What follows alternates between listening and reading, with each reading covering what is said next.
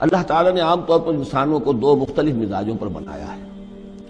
Extroverts, introverts. کچھ لوگ ہوتے ہیں کہ جو باہر کی دنیا سے انہیں زیادہ دلچسپی ہوتی ہے، کچھ کھیل کود میں، سیر میں، باغ، یہ وہ، باہر کی دنیا سے ملنا جلنا، لوگوں سے ملیں گے، وہ پبلک میں ہوں گے، مجلس میں ہوں گے تو زیادہ چہکیں گے، زیادہ خوش ہوں گے۔ کچھ لوگ برعکس مزاج کے ہوتے ہیں، وہ دروبین قسم کے لوگ ہوتے ہیں، انٹروورٹس۔ وہ اپنے خیالات ہی میں مگن رہتے ہیں، غور و فکر کرتے ہیں، سوچ بچار کرتے ہیں، انہیں تنہائی زیادہ پسند ہوتی ہے، تنہائی میں وہ زیادہ خوش رہتے ہیں۔ تو یہ ایکسٹروورٹس اور انٹروورٹس دو مزاج ہیں بنیادی طور پر، اللہ تعالیٰ نے بنائے ہیں مختلف مزاج جو ہیں۔ اور ایک ہوتی ہے تیسری ایک کیفیت کہ جس میں یہ دونوں چیزیں بڑے توازن کے ساتھ ہو، ایمبیورٹ۔ یہ بہت شاذ ہوتا ہے، بہت شاذ ہوتا ہے۔ بہت کم لوگ ہوتے ہیں دنیا میں کہ جو واقعتاً اس میں توازن قائم کر سکیں، یا ادھر کا رجحان ہوگا یا ادھر کا رجحان ہوگا۔ تو جو یہ انٹروورٹس ہوتے ہیں، جو غور و فکر کرتے رہتے ہیں، ان کے اندر جو ہے وہ یوں سمجھیے کہ فطرت کی جو اصل حقائق ہیں وہ کچھ زیادہ محفوظ رہتے ہیں ان کے غور و فکر کی وجہ سے۔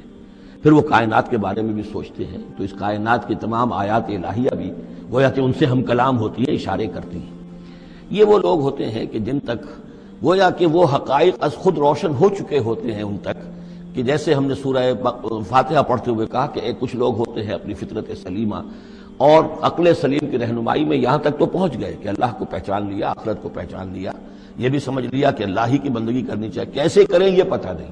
اہدنا الصراط المستقیم۔ اب وہ راستہ مانگتے ہیں کہ ہمیں راستہ دکھا۔ یہ صدیقین ہوتے ہیں، اور ان کی شان یہ ہوتی ہے کہ جیسے ہی کسی نبی کی دعوت ان کے کان میں آتی ہے وہ ایسے لپک کر قبول کرتے ہیں کہ گویا کہ منتظر بیٹھے تھے، جیسے کوئی شخص وضو کر کے بیٹھا ہوا بس اذان کی آواز آئے اور میں چلوں،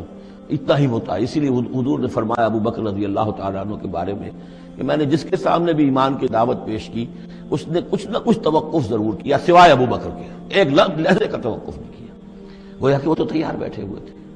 البتہ جو ایکسٹروورٹس ہوتے ہیں وہ چونکہ ان کی توجہ نہیں ہوتی حقائق کی طرف، وہ دنیا میں مگن ہیں، کھیل کود میں ہیں، شکار میں ہیں، کشتیوں میں ہیں، ہنسی مذاق میں ہیں، گفتگوؤں میں لگے ہوئے ہیں، تو انہیں کچھ زیادہ غور و فکر کی ان کے اندر جو ہے طبیعت کے اندر اعلان نہیں ہوتا اس کا، لہذا انہیں دیر لگ جاتی ہے نبی کی دعوت کو سمجھنے میں، اس کی طرف متوجہ ہونے میں۔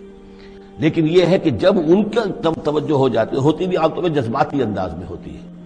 لیکن جب ان کی توجہ ہو جائے جذباتی انداز میں تو پھر یہ ہے کہ وہ چونکہ ہوتے ہیں ایکٹیو زیادہ ہوتے ہیں، لہذا وہ اپنی فعالیت کی وجہ سے آگے نکل جاتے ہیں، بظاہر وہ صدیقین سے آگے نکل جائیں گے فعالیت کی وجہ سے، اس لیے کہ وہ فعال زیادہ ہے۔ اب اس کی مثال حضرت عمر ہے، حضرت حمزہ ہے رضی اللہ تعالی عنہما۔ 6 سال لگ گئے۔ حضرت عمر کے بارے میں تو آپ کہہ سکتے ہیں کہ سب کوئی گھرانہ مختلف تھا، وہ بنو عدی میں سے تھے، حضور بنو ہاشم میں سے تھے، لیکن حضرت حمزہ کو کیوں دیر لگ گئی؟ 6 سال۔ سگے چچا ہیں، دودھ شریک بھائی ہیں، ساتھ کے کھیلے ہم جولی ہیں، نہایت محبت کرنے والے حضور سے، اور اسی کیفیت کے اندر وہ ایمان لائے ہیں کہ ایک روز آئے باہر سے، شکار کھیل کر آ رہے تھے، کئی دن باہر رہے تھے، واپس آئے تو ابھی گھر میں داخل نہیں ہوئے تھے، لونڈی نے کہا کہ آج تو ابو جہل نے بڑی گستاخی کی ہے آپ کے بھتیجے کے ساتھ، اور بس یہ سنتے ہی آگ بگولا ہو کر گئے ہیں، کمان جا کے ماری ابو جہل کے سر میں کہ تم نے یہ کیا ہے، اور اسی وقت کا اچھا میں اس پر ایمان لایا، آؤ کرو مقابلہ تم۔ یہ ان کے ایمان کا معاملہ ہے۔ تو یہ حمزہ ہے، اس طرح حضرت عمر ہے، چلے تھے حضور کو قتل کرنے کے ارادے سے، لیکن اپنی بہن کے اندر جو دیکھی، اس کے اندر یہ کہاں سے اتنی استقامت آ گئی کہ بھائی جان چاہے آپ ہمیں قتل کر دیں، جان سے مار دیں، لیکن اب یہ جو دین ہم نے قبول کیا اس کو ہم چھوڑنے والے نہیں ہیں۔ بہنوئی کو تو مار مار کے لہو لہان کر دیا تھا سعید ابن زید کو، بہن کو بھی مارا ہے، لیکن پھر اچانک بدل گئے۔ پھر وہی عمر جو ہے جو تلوار ننگی لے کے چلا تھا قتل کرنے کے ارادے سے، گردن میں تلوار حمائل کیے ہوئے، جیسے غلام ہوتے ہیں، ان کے ہاں غلاموں کا رواج یہ تھا، ان کی تلواریں گردنوں میں حمائل ہوتی تھی، وہ آ رہا ہے اور ایمان لا رہا ہے۔ تو یہ ہے شہداء، صدیقین اور شہداء۔ تو اب مزاج جو ہے انبیاء میں بھی آپ کو ملے گا، کچھ لوگوں کا مزاج شہداء سے مناسبت رکھتا ہے۔ حضرت اسماعیل کا آپ نے سنا ہوگا، یہ واقعات قصوں میں آتے ہیں، وہ شکار جیسے کہ حضرت حمزہ کی کیفیت ہے، وہ نکل جاتے تھے، حضرت ابراہیم 2 مرتبہ گئے ہیں، ملاقات ہی نہیں ہوئی، اس لیے کہ وہ اپنے شکار پر نکلے ہوئے تھے۔ اس طرح کا معاملہ حضرت اسماعیل کا تھا۔ حضرت موسیٰ بھی جلالی مزاج کے آدمی تھے، ایک آدمی کو مکہ مارا ہے اور اس کی جان نکال دی ہے۔ حضرت ابراہیم وہ دوسری قسم، وہ صدیق النبی، ان کے مزاج جو ہے وہ اس نوعیت کا، صدیقیت کے ساتھ مناسبت رکھنے والا۔ تو نبوت تو ان کو بھی ملی، نبوت ان کو بھی ملی، لیکن مزاجی فرق کی وجہ سے ایک صدیق نبی ہے اور ایک رسول نبی ہے،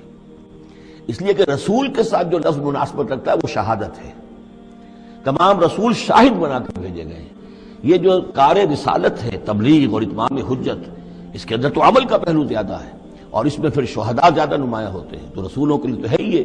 یا ایھا النبی انا ارسلناک شاہدا ومبشرا ونذیرا وداعیا الی اللہ باذنہ وسراجا منیرا، اور جیسے کہ ہم نے پڑھا وکیف اذا جئنا من کل امۃ بشہید، تو رسولوں کے ساتھ مناسبت لفظ کی جو ہے وہ شہادت کی ہے۔